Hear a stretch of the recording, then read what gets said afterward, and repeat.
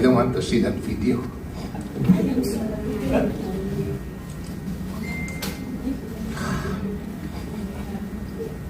Nakakagalit.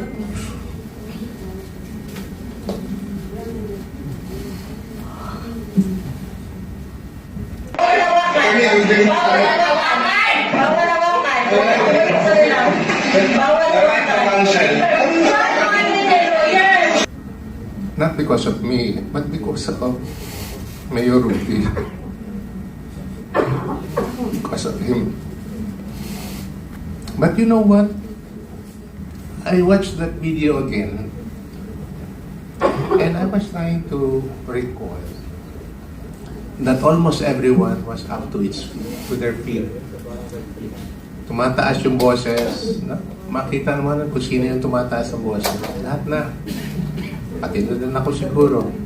But I like to put that in context, no? I have to hold my ground because some people were telling me bakit hindi ko raw binaligan or anong ginawa ko kay General Torre. But you know what? Ano ko lang ito? Pinag-isipan ko lang yun na I need to hold my ground because I need to protect the President on my side with E.S. Migueldea on the other side. Kasi mas matanda si E.S. Migueldea, nung sinita siya, hindi talaga niya mapigilan. Kaya napusasan si E.S. Migueldea.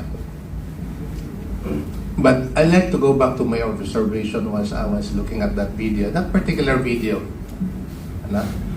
And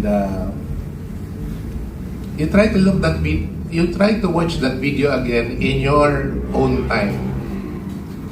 And try to see that whole stretch of about siguro mga 3 to 5 minutes. Okay?